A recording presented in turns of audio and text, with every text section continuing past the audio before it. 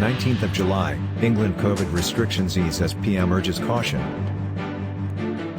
Prime Minister Boris Johnson has urged caution as most legal restrictions on social contact are lifted in England.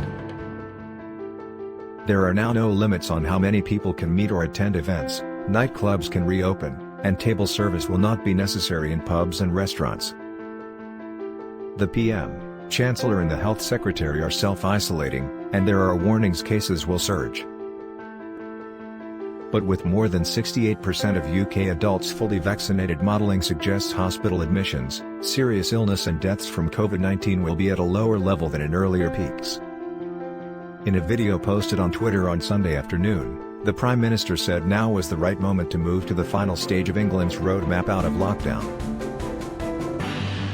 As restrictions ease in England, businesses such as nightclubs and large events will be encouraged to use the NHS Covid Pass to check people are fully vaccinated. And contact tracing and self-isolation requirements will remain in place. Adults who have been fully vaccinated in the UK will not have to self-isolate for 10 days after visiting these countries, with the exception of those returning from France to England, Scotland or Wales, because of concerns over the spread of the beta variant of the virus. Scotland is easing restrictions so that pubs and restaurants can open until midnight, but limits on outdoor meetings will remain. The return of workers to offices will be delayed and face coverings will still be mandatory. Restrictions are set to be relaxed in Wales on 7th of August and in Northern Ireland on 26th of July. Mr Johnson and Chancellor Rishi Sunak are self-isolating after contact with the Health Secretary, who announced on Saturday that he had tested positive for coronavirus. Number 10 initially said they would not have to isolate, as they were taking part in a pilot scheme that involves daily testing instead, sparking a backlash from opposition parties and businesses affected by staff quarantining. The UK recorded a further 48,161 cases and 25 deaths within 28 days of a positive coronavirus test on Sunday. On both Friday and Saturday, daily cases exceeded 50,000, the first time this level has been reached since mid-January. A decision on routinely offering COVID jabs to under-18s is expected within days. However, the scientist whose modelling led to the first nationwide restrictions has expressed concern that the UK could see as many as 200,000 cases and 2,000 hospital admissions a day. Speaking on the BBC's Andrew Marr Show, Professor Neil Ferguson suggested a peak could occur between August and mid-September.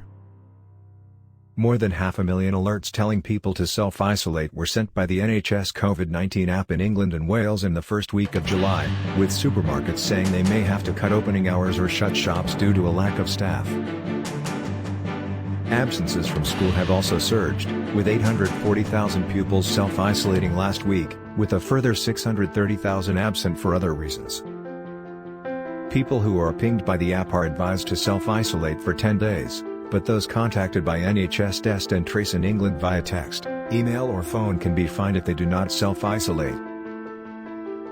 Some fully vaccinated frontline NHS staff in England will be allowed to continue working if contacted by NHS Test and Trace, the government has said, amid concerns over employee shortages.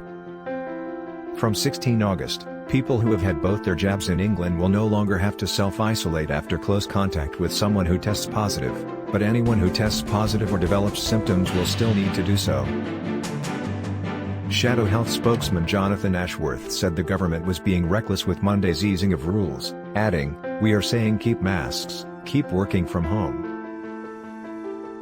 Lib Dem MP Layla Moran, chair of the All-Party Parliamentary Group on Coronavirus, said the government was adding fuel to the fire by easing so many restrictions when the virus was adding fuel to the fire.